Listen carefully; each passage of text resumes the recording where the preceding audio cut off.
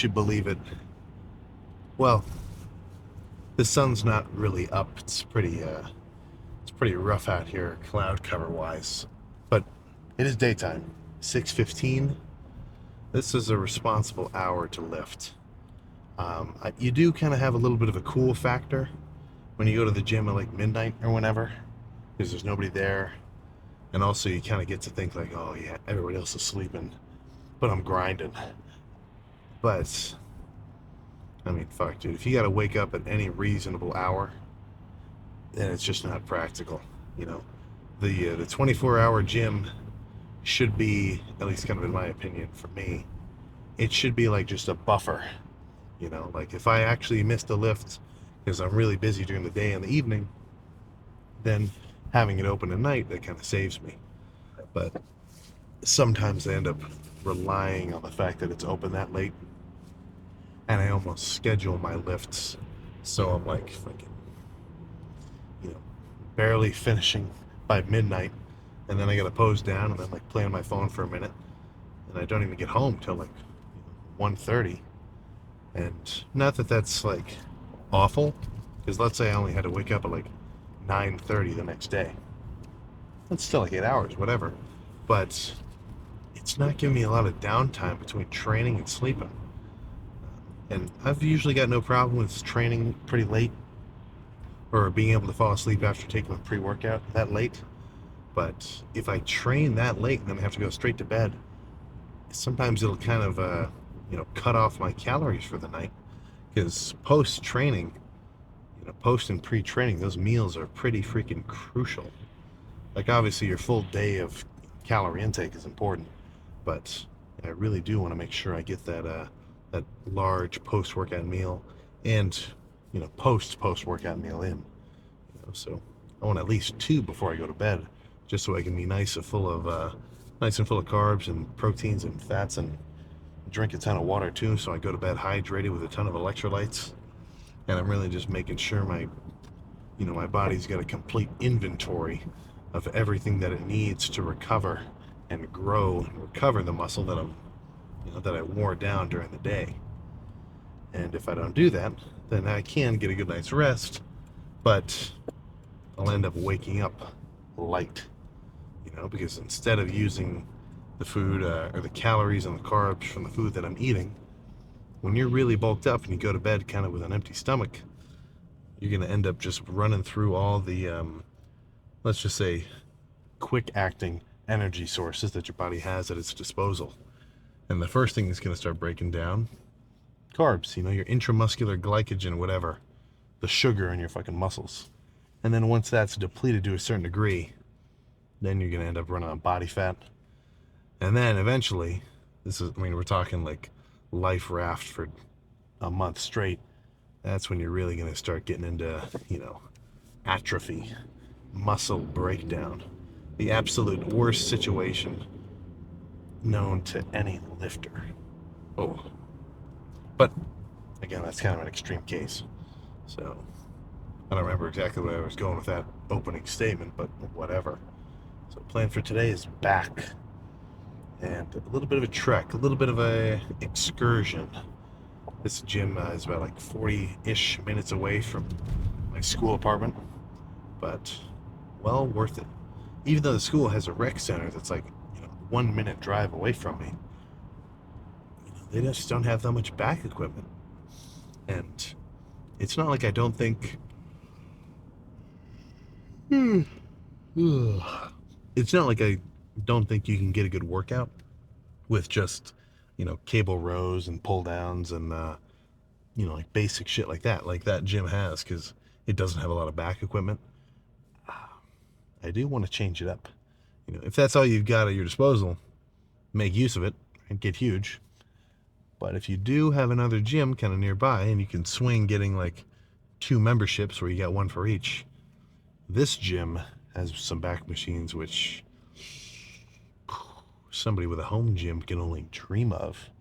There's a few that I like specifically. I'll end up doing them. I'll probably talk about how much I like them later. But yeah, man, it just feels different. I'm never going to turn down changing it up with my training. Be that with weight, set styles, and then probably the biggest way to change it up is just the movements that you're doing. And not only that, but some of these movements, just the way the weights are loaded or whatever else, they've got different strength curves. You know, like something like a lat pull down or a seated cable row. They're the weight at any part of the movement, it's all the same. You know, the amount of tension in the cable when you're at that bottom stretch position is the same as the amount of tension in the cable when you're up here and you pull the fucking V bar right up to your fucking belly button. But with a lot of machines, and I'd say this is probably one of the two benefits that come with them, is they have a strength curve, right? So I don't know how much you know about trigonometry, if any, but guess what? That shit does come in handy in the real world. So some of these machines, if the weight, I'm not even going to try to describe it, but like it could be easier at the top so you can really squeeze and get a really good contraction, but then get heavier as you go down, so that in the stretched position where you're stronger, it can put more tension on whatever muscle you're aiming for, or vice versa. It could be light at the bottom and get progressively heavier as you do the rep, so that you can kind of end up burning out with partials even when you can't do real complete reps and the weight is it feels extra heavy because it's closer or further away from the point of rotation. Any mechanical engineering students or anybody who knows a thing or two about physics knows exactly what I'm talking about. Right, this is some basic stuff. Right, this is day one, but in a more bro sciencey way, like I kind of said a second ago, it could be light at the bottom and heavy at the top, or heavy at the top and did I just say the same thing but backwards? Yeah, you get what I'm saying. So tons of machines here. Some I like and some I don't. There's a pullover machine, real old school. I'm like 60% sure it's the same one from that Dorian Yates video, Blood and Guts. But fuck man, even though it worked for him, I don't really like that pullover. Something about it is just a little bit funky for me. It's like, it just doesn't get me in the lats. So with some machines, even though they had a lot of thought and a lot of like manpower to actually make it, design it, produce it, and everything else, fuck man, sometimes for you're better off just doing a cable pullover or just like a fucking pull-up or something. There's no inherent value to any piece of gym equipment. Right? That value is only realized when it can kind of match a specific need, or pretty much just a specific need that you have as the gym goer. So if there's a real fancy ass Panada chest press at your gym, but for you only get front delt and tricep activation, and no matter what movements or like form or position, or seat position or whatever else you try, you can never get your chest going, then for you, man, that machine's a hunk of junk, and you're better off doing incline dumbbell or just like cable flies or something. So don't get too attached with the look of certain machines. Just because some lifter who's bigger and cooler and has a larger following is doing a certain hammer strength chest press in his workout, just because he says that's what he does, doesn't mean that that's necessarily going to be the best move for you. So this is kind of one thing that pretty much, like, there's a few things that I really am going to double down on. Calories in, calories out, bulking in a surplus, dieting in a deficit, training hard, that kind of shit I'm going to stand behind pretty strongly. But in a more kind of abstract-y idea sort of way, right? No matter what the fuck I say, the value isn't really, there's no value until you can actually apply it to your own routine. So I kind of feel like the lifter who's able to try different things when it comes to diet and training and whatever else and see what works for him is going to have an insanely deeper understanding of his actual training, his style, his approach, his everything. And the more you can kind of connect with what you're doing for you specifically, I think the easier it is you're going to make gains. So figure the shit out for yourself. See what works and what doesn't. Don't get too caught up in the most popular workout split on TikTok. But I think that's a good ending statement. So when I get to the gym, I'm gonna warm up my biceps, my rotator cuffs, play around on just the cable stacks for a bit to make sure everything's functioning properly, and then we can just jump to whatever that first working set's gonna end up being. I am aware that I'm contradicting myself from, what I was talking about in the car, because right now, even though I set a level of the machines and everything else, I'm doing pull downs, but they feel good, so fuck it, whatever. I think stack plus plate. There's a gym pin at the gym, and I have to bring my own, luckily enough. I'll just go hard. No.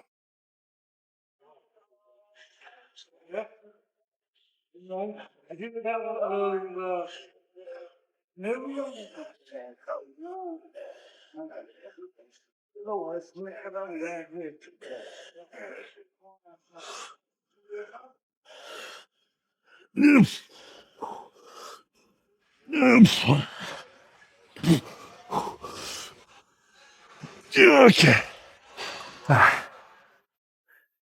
Let's lose the plate.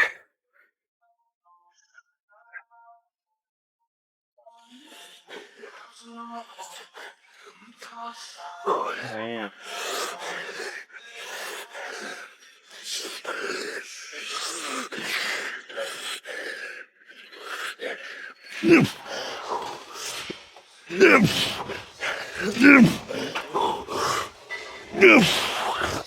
Oh my god.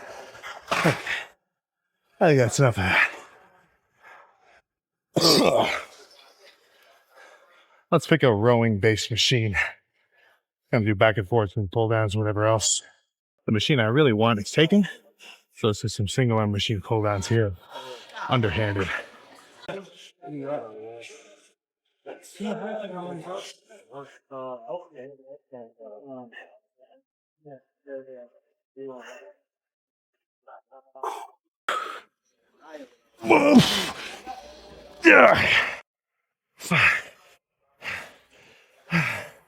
Okay. I'll either move on if that row machine opens up, or do another one here. To be determined.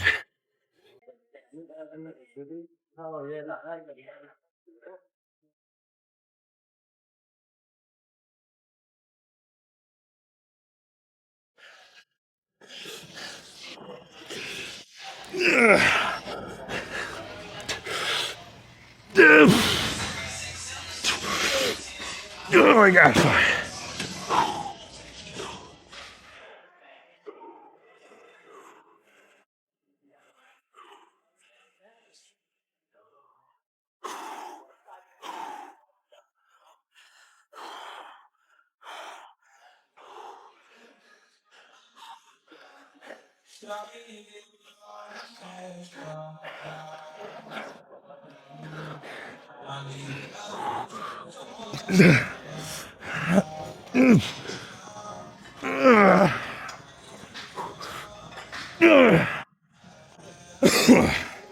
Okay. Let's see the row machine next to me. So I was a little overzealous. I loaded up 4 plates onto this row machine. That's too much for me to do. You gotta remember, my mentality is not that I want to do my sets with as much weight as possible, right? If that was the logic, I'd be doing single rep matches. I want to go as heavy as I can for a reasonable set. And 4 plates on this machine, I was not getting a good range of motion. And I know I'm not the king of range of motion, obviously, but for the first at least 5 or so reps of a set, I do want to be able to get a legit stretch and a full contraction. Now, if after those 5 good reps, all I can do is partials, I don't mind that either. But starting a set with all partials, I'm not going to say it won't work. There's a lot of different ways to work out, but that's probably not how I would want to go about it. But let's get a few here, depending on how it feels. If this set feels like shit, I'll move on to something else. But if I love it, I might do another 4 right here.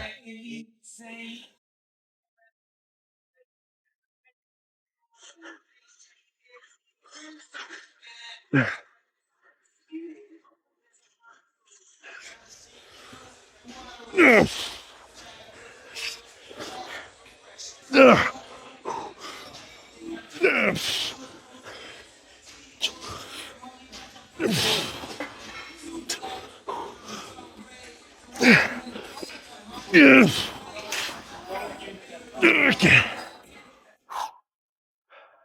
Oh, all right. Now this machine is completely opposite to that other one. Wait, actually, is it? Yeah. The other one gets easier at the bottom and it's harder at the top. I think I'm getting my fucking words mixed around. But with this machine, it's easiest at the bottom and hardest down here. So even though it looks like I'm only doing a rep with a little bit less range of motion, fuck man, it's hitting me a lot harder. But maybe one more here. I don't really love the squeeze of it, but I like it enough that I want to get one more working set.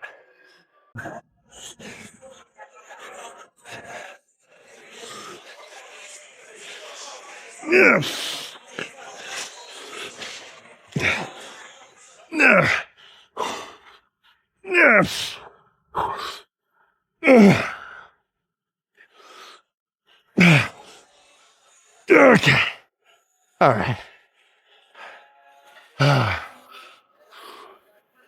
Let's move on to some legit row machines. Even though this is kind of a row, pretty much all the sets I've done so far were pretty lat biased. I gotta get some mid upper back shit going on. I think there's a real fancy T-bar row here, chest supported. I think that'll be a perfect next move. The only time, or the only video I've ever seen of someone else use this row is Nick Walker. So, C-Bomb's been using it? These are some big names with some big backs. So, probably a good idea. But moderate weight. I don't know if you know how fucking physics work again, but the fact that the handle is in front of the weight and the weight is way over there, even though this is basically only 2 plates, it feels fucking heavy. So I'm gonna try not to swing it too hard, squeeze, really just fire my traps and everything else up there.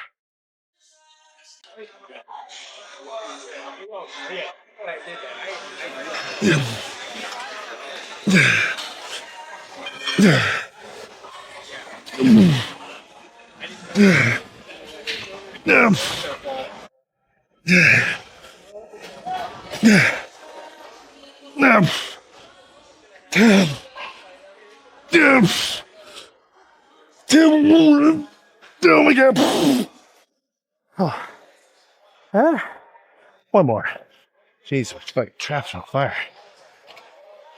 Yeah, one more. I'm gonna make use of a fellow meathead. Get some assisted reps on this one.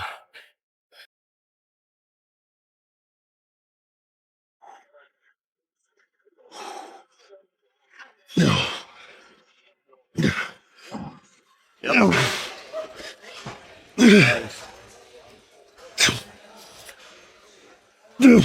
All right, now.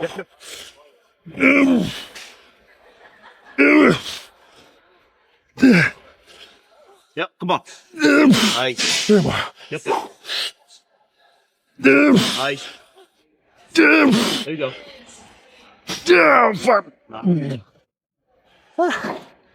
Oh, I appreciate that. That's perfect. Okay. Let's move on to finishing movement. All right, I was getting ready to do some fucking cable rows, but my rowing strength is fucking shot. Like I did one rep with like not even half a stack. And you know, my traps were so fatigued, I couldn't even really get an awesome squeeze. So I think today I'll end up just being more of a kind of lat focused day, and I'll finish with some single arm pullovers. Maybe one set if it feels good, I'll end with it. Or if I need 2, do 2. You know, no biggie.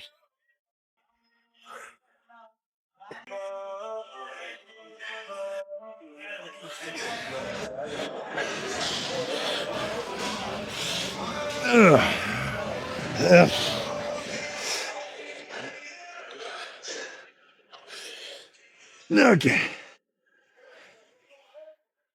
One more, a little heavier, and I think I'll be ready to pull it down. with a freaky ass lat spread. Ugh.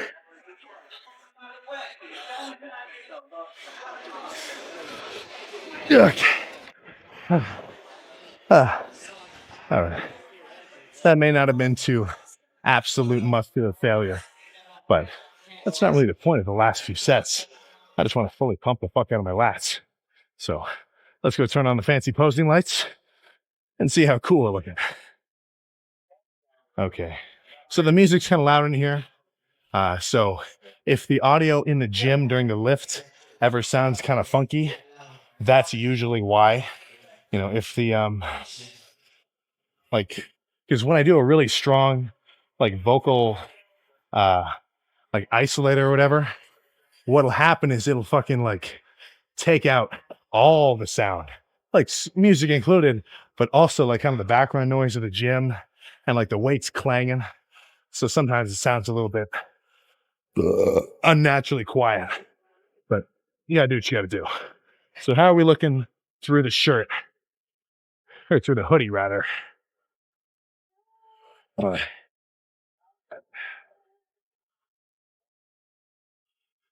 oh, I feel pretty fucking wide. Let's see if that feeling correlates to reality. And spoiler alert, I think it's gonna. Oh my gosh. So yeah, this morning I was fucking light, 257.5. Now, I obviously, or maybe not so obviously, did not just lose, 2.5 pounds of muscle out of thin air, but I did lose some intramuscular carbs and water, which the Chipotle and maybe the Sprite or whatever that I eat after the lift should hopefully help replenish. But oh shit, I'm feeling pretty fucking saucy.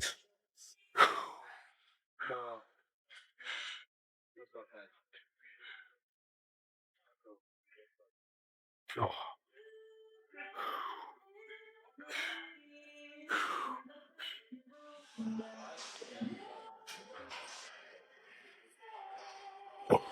Oh, yeah. That's way too thick of a vacuum, or should I say thin of a vacuum for a bulk.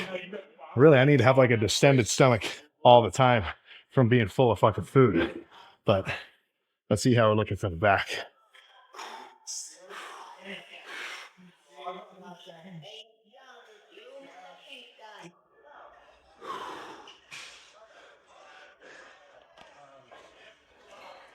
Oh, oh my God. Okay. Posing complete. I'm going to have to review the clip just to really get the full extent of the freak factor, especially when I put it on my computer and I'm looking at it on a bigger screen. But back is complete. Let's go home, man. Let's go eat. This thing on. Back is complete. That was good. That was a freaking good one. So, yeah, I know I kind of hyped up like, oh, I'm going to use real special machines. Oh, I'm going to use the special rows and the whatever else is. And then the first movement was just neutral grip, shoulder width pull downs. But it's kind of like I was saying before, it doesn't matter what kind of movement it is or how complex or intricate it was designed. If you can feel your targeted muscle being worked hard, fuck man, who cares if your workout consists of just pull-ups and like body weight rows, like where you put a bar at like hip level on a rack and just do that. Fuck man, if you get a crazy pump and you can tell your entire back is fatigued pretty well, and you did a good workout. I'm not much to just jump straight to pull-ups because I like to squeeze more from a pull down or other more back biased movements like that.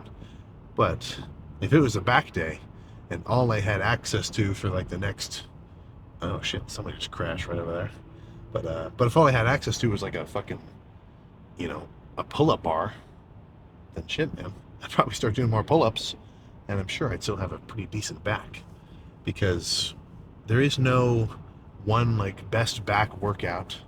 There is no like secret machine like, oh, what's the best movement to build your lats.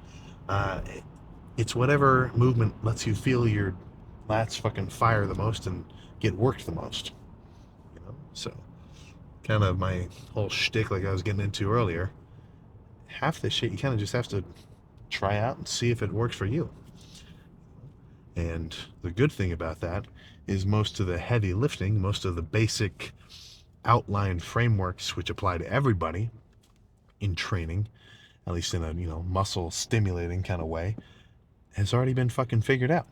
We get most of the gist, right? Hit every body part twice a week. Rest days when necessary. Gram of protein per pound of body weight.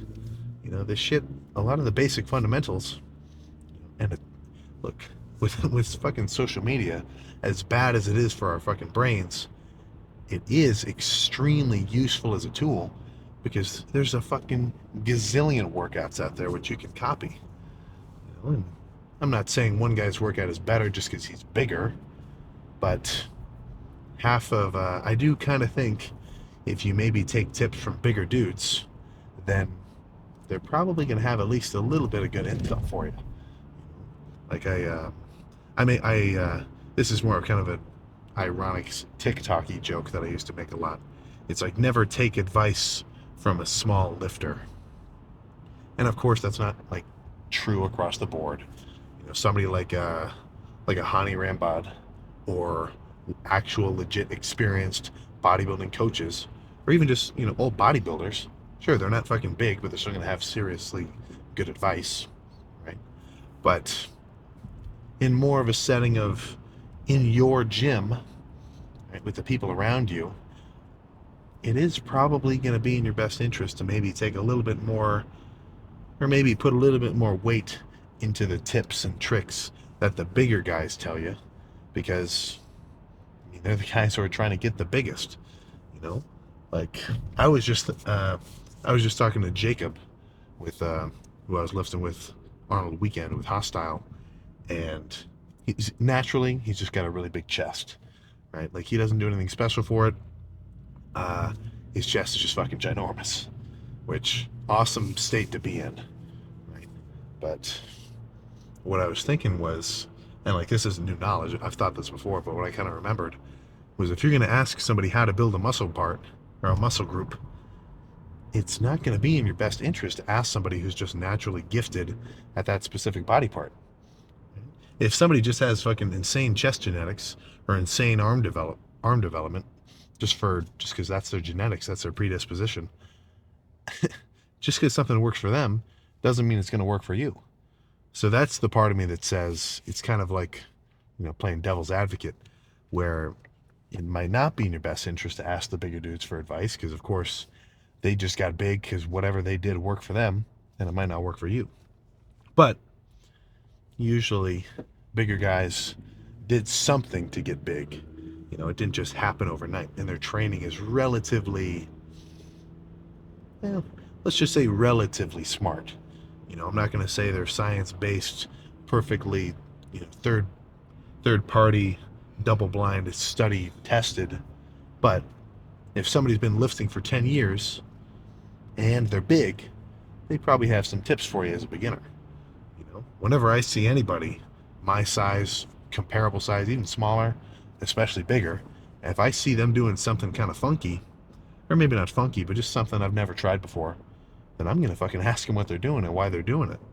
And not every time, but sometimes maybe they show me a new different kind of a cable row, or a fucking different kind of curl where like they bend over a bench and they're doing like single arm spider curls, or just all sorts of random shit, and that's where I think you should have a little bit of freaking humility, and never, under any circumstance, get the impression or the idea that you know everything about training. Even though I've been lifting for, like, I'm coming up on 5.5 years or so, in no way do I think my training is absolutely like locked in for me.